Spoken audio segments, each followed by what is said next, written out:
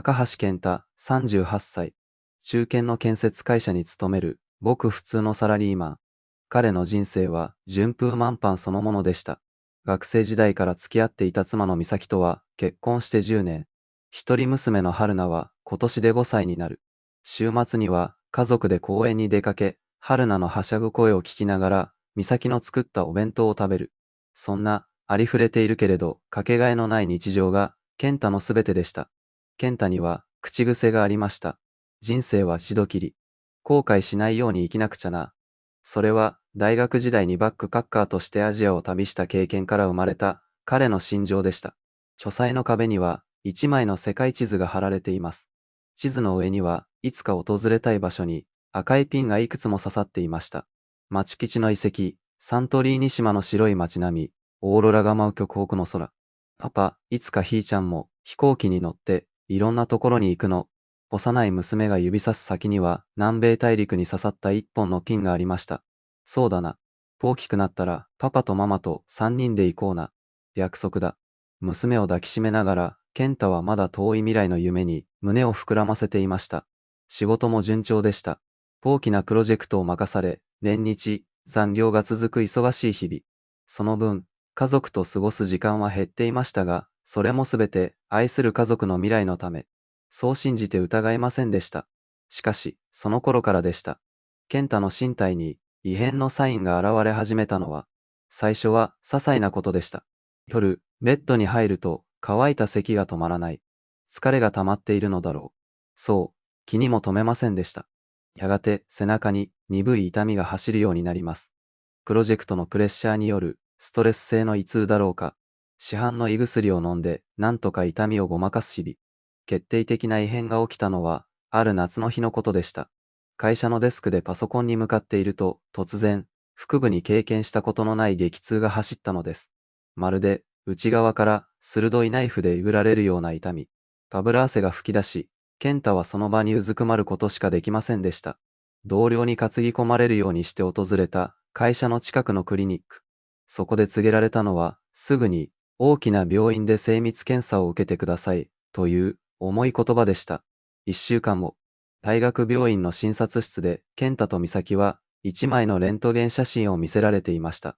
そこに写っていたのは無数の白い影。これは癌です。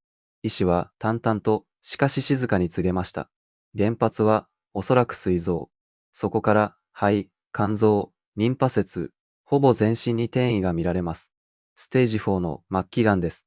頭が真っ白になりました。癌。これが、冗談だろう。何かの間違いだ。隣に座る妻の美咲が、息を飲む音が聞こえます。健太は、かろうじて声を絞り出しました。治るんですよね。手術とか、抗がん剤とかで。その問いに、医師は静かに首を横に振りました。残念ながら、これだけ広範囲に転移していると、手術は不可能です。抗がん剤も、延命的な治療しか、そして残酷な宣告が続きます。何もしなければ、余命は3ヶ月です。3ヶ月。90日。2160時間。それは、健太の人生の残り時間でした。さっきまで当たり前にあったはずの未来が、音を立てて崩れ落ちていく。診察室の窓から見える空は、憎らしいほどに青く澄み渡っていました。その日を境に、健太の世界から色が消えました。食事の味も、テレビの音も、何も感じない。ただ、時間だけが刻一刻と過ぎていく。死へのカウントダウンが頭の中で鳴り響いているようでした。なぜ、俺なんだ。病院のベッドの上で何度も天井に向かって問いかけました。真面目に生きてきた。人を傷つけたこともない。タバコもやめたし、酒も付き合い程度だった。それなのになぜ、誇り、悲しみ、そして恐怖。負の感情が渦のように健太の心を飲み込んでいきました。特に娘のひなのことを思うと胸が張り裂けそうでした。あと3ヶ月しかこの子の成長を見られないのか。七五三も入学式も卒業式も結婚式も何一つ見てやることができない。パパと呼んで駆け寄ってくる無邪気な笑顔が今は何よりも辛かった。健太は自暴自棄になりかけていました。どうせ死ぬのなら治療なんて無意味だ。残りの時間を好きにさせてくれ。そう言って、美咲に当たり散らすこともありました。しかし、美咲は決して健太を見捨てませんでした。健太がどれだけ辛い言葉を投げつけても、彼女はただ黙って涙をこらえ、夫の手を握りしめ続けました。あなたを一人にはしない。絶対に死なせない。その瞳には、絶望の闇を打ち破るほどの強い意志の光が宿っていました。ある夜、眠れずにいる健太の病室を、美咲が訪れました。彼女の手には、分厚いファイルが何冊も抱えられています。それは彼女が国内外の論文や医療サイトを徹夜で調べ上げ、探し出したあらゆるがん治療に関する情報でした。健太さん、見て。アメリカで新しい治験が始まるみたい。こっちはドイツの病院。免疫療法で末期がんの患者さんの生存率が上がってるって。食事療法も効果があるらしいの。がん細胞は糖分を栄養にするから。美咲は泣きませんでした。彼女は戦うことを選んだのです。夫の命をこの理不尽な運命から奪い返すために。その姿を見て、健太は自分の愚かさに気づかされました。俺は一人じゃない。俺の命は俺だけのものじゃない。この手で、この命で守るべき家族がいる。その時、健太の脳裏に幼い娘との約束が蘇りました。パパ、いつかひーちゃんも飛行機に乗っていろんなところに行くの。そうだ。まだ死ねない。まだ諦めるわけにはいかない。娘との約束を果たさなければ。世界地図に刺したあの赤いピンの場所にこの手で連れて行ってやるんだ。美咲、ありがとう。健太は枯れ果てたはずの瞳から熱い涙を流しました。俺、生きるよ。どんなことをしてでも絶対に生き延びてみせる。それは絶望の淵で灯った小さな、しかし、決して消えることのない希望の光でした。健太と家族の壮絶な戦いが今、幕を開けたのです。3ヶ月という期限をただ死を待つための時間にはしない。1%でも0.1% でも可能性があるのなら、俺はその全てにかける。その夜、健太は美咲に頼んで病室にあの世界地図を持ってきてもらいました。点滴につながれたままの震える指で、彼は新しいピンを一つ地図に突き刺しました。それはアメリカのテキサス州。最新の治験が行われるその場所でした。健太の決意は主治医を驚かせました。高橋さん、お気持ちはわかります。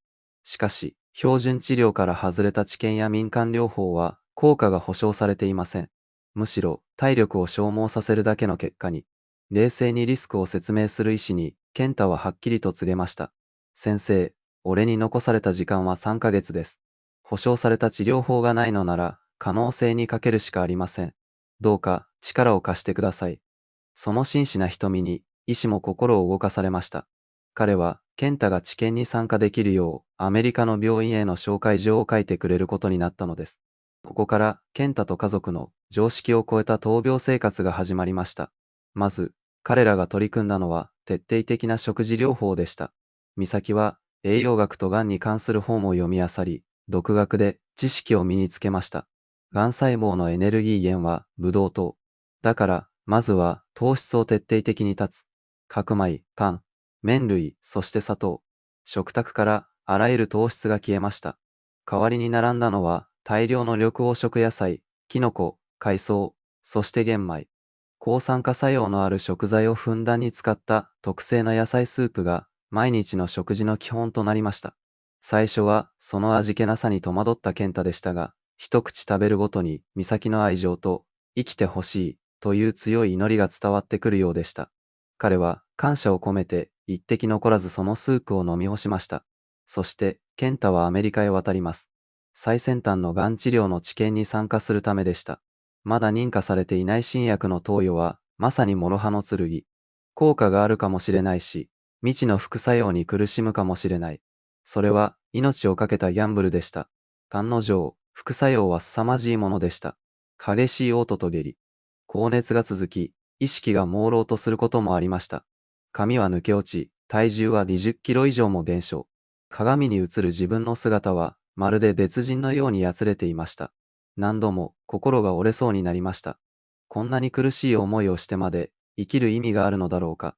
いっそ、楽にしてくれ。そう思った夜は、一度や二度ではありません。そんな健太を支えたのは、日本の家族からのテレビ電話でした。画面の向こうで、パパ、頑張って、と無邪気に手を振るヒナの姿。そして、あなたの帰りを待っているからね、と、気丈に微笑む美咲の顔。その二つの笑顔が、健太に再び立ち上がる力を与えてくれました。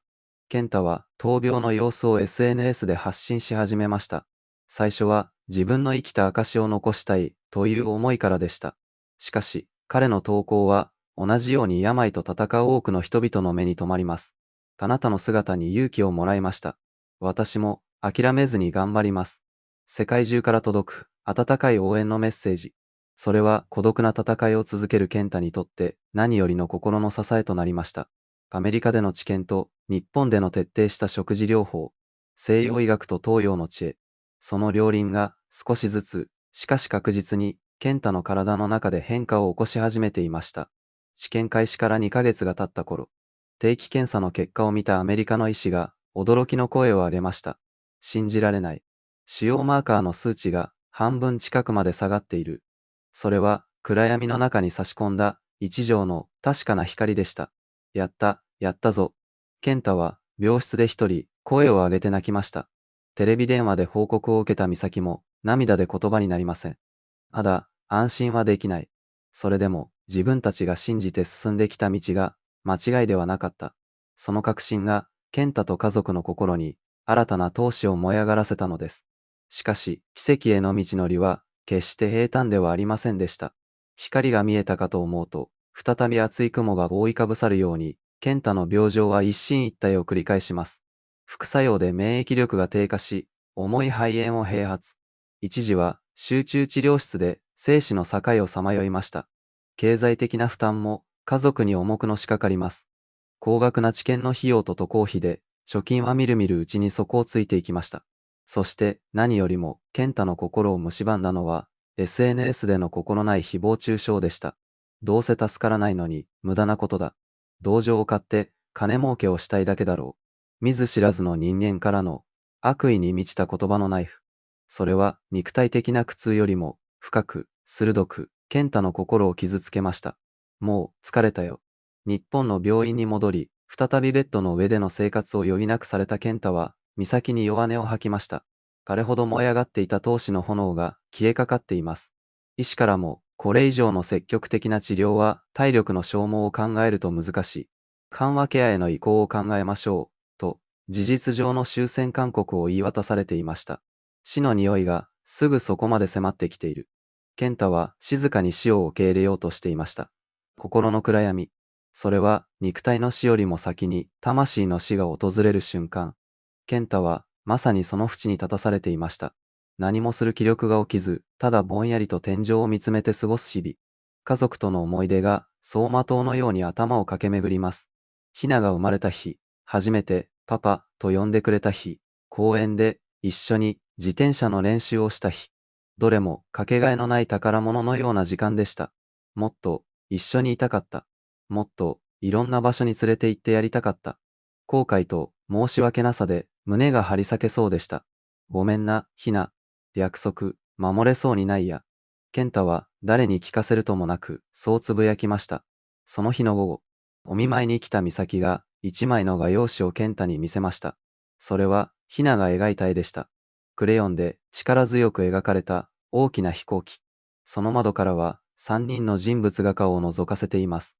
パパとママと、そしてひな。三人とも満面の笑みを浮かべています。手の下には覚えたてのひらがなでこう書かれていました。パパと飛行機に乗って世界を回るの。その絵を見た瞬間、健太の全身に雷が落ちたような衝撃が走りました。止まっていたはずの心臓が再び激しく鼓動を始める。枯れていたはずの涙腺から熱いものが止めどなく溢れ出てきました。そうだ。これはまだ死ねない。死んでる場合じゃない。これはこの子の夢を叶えてやらなくちゃいけないんだ。これがこの子を世界中に連れて行ってやるんだ。それは心の奥底から魂の叫びにも似た強烈な生命力でした。娘の一枚の絵が死の淵にいた父親を再び現実に引き戻したのです。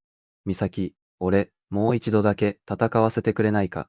健太の瞳には以前よりも強く、そして深い光が宿っていました。その光はもはや絶望に揺らぐことのない覚悟の光でした。健太は最後の望みをある一つの治療法に託すことにしました。それは人間の身体が本来持つ自己治癒力を最大限に引き出すという統合医療でした。従来の西洋医学的な治療と食事療法、温熱療法、瞑想などを組み合わせた包括的なアプローチです。科学的根拠が乏しいと、多くの医師が懐疑的な目を向ける治療法でもありました。家族会議が開かれました。リスクも大きい。成功する保証もない。しかし、美咲は健太の手を強く握り、こう言いました。あなたの信じる道を一緒に行く。私たちは家族だから。ひなも、パパ、頑張れ。と、小さな拳を握りしめました。もう、迷いはありませんでした。やるべきことはすべてやる。あとは、天命を待つだけだ。健太の心は、不思議なほど穏やかで澄み切っていました。新たな治療は、これまでの戦いの中でも、最も過酷なものでした。しかし、健太の心は、決して折れませんでした。娘の笑顔が、家族の支えが、そして、SNS で応援してくれる世界中の仲間たちが、彼に力を与え続けてくれました。そして、運命の日が訪れます。治療開始から3ヶ月後の定期検査。健太と美咲は緊張した面持ちで診察室の椅子に座っていました。検査画像をモニターに映し出した主治医が息を飲み何度も目をこすっています。そして震える声で言いました。信じられない。これは奇跡だ。モニターに映し出されていたのは驚くべき光景でした。数ヶ月前まで健太の全身を覆っていた無数の白い影がまるで嘘のようにそのほとんどが消えかかっていたのです。癌細胞が劇的に縮小していました。で、健太も美咲も最初は何が起こったのか理解できませんでした。しかし、医師のおめでとう、あなたの勝ちです、という言葉を聞いて、ようやく現実なのだと悟りました。健太は子供のように声を上げて泣きじゃくりました。美咲も健太の胸に顔をうずめ、喜びの涙を流し続けました。それは長くて暗いトンネルの先に、ついに見えた生命の夜明けでした。この奇跡的な回復は、医学界でも大きな注目を集めました。何が彼にこの奇跡をもたらしたのか。最新の知見か、徹底した食事療法か、それとも絶対に諦めないという強い意志の力だったのか。その答えは誰にもわかりません。しかし、一つだけ確かなことは、彼が、そして彼の家族が、決して希望を捨てなかったということです。それから数年の歳月が流れました。健太は定期的な検査を続けながらも社会復帰を果たしました。そしてついに医師から画像上、活動性の癌は認められないという寛解の診断が下されたのです。余命3ヶ月の宣告から5年。健太は生きていました。青い空の下で再び愛する家族と笑い合っていました。る晴れた日。健太は家族を連れて空港にいました。彼の背中には学生時代に使っていたものより少しだけ大きなバックパックが背負われています。その顔には死の影など微塵も感じさせない力強い生命力と未来への希望が満ち溢れていました。隣には少し大人びた娘のひなと変わらぬ優しい笑顔で見守る妻の美咲がいます。健太は二人の肩を抱き寄せ言いました。さあ、行こうか。約束を果たしに。世界一周の旅へ。彼が最初に向かったのは、あの時、世界地図に最初にピンを刺した場所ではありませんでした。闘病中、SNS を通じて彼を励まし続けてくれた世界中の友人たちにありがとうをお伝えに行く旅。それが神様から与えられた第二の人生の最初の目的でした。高橋健太さんの旅は今も続いています。ペルーのマチュピチュでインカの風を感じ、ギリシャのサントリーニ島でエーゲ海の青に心を奪われ、カナダのイエローナイフで夜空を舞うオーロラの神秘に涙しました。彼の SNS には世界中の絶景とともに彼の生き生きとした笑顔の写真が今日も投稿されています。その写真にはいつも同じ言葉が添えられています。人生は一度きり。後悔しないように生きよう。今日という一日が当たり前ではないことを僕は知っているから。彼の物語は国境を越え、多くの人々に勇気と希望を与え続けています。病に苦しむ人、人生に絶望している人、夢を諦めかけている人、誰もが彼の生き様の中にかすかな光を見出そうとしています。死の淵から生還した男、高橋健太。彼の旅は単なる世界一周旅行ではありません。それは彼が一度失いかけた命という時間の尊さを全身で味わい、確かめるための旅。そして、生かされたことへの感謝を世界中に伝えていくための祈りの旅なのです。もし、あなたが今、暗闇の中にいるのなら、思い出してください。夜が明けない朝はないように、人間の生命力もまた、あなたが思うよりずっと、ずっと強いものなのだということを。高橋健太さんの物語は、私たちに教えてくれます。奇跡とは、ただ待つものではなく、自らの手で、強い意志で、掴み取りに行くものなのだと。彼の旅の終わりは、まだ誰にもわかりません。しかし、彼が歩んだ道のりの一つ一つが、誰かの心に希望の種をまき、新たな奇跡の物語を、この世界のどこかで芽吹かせていることでしょう。それではまた、次の動画でお会いしましょう。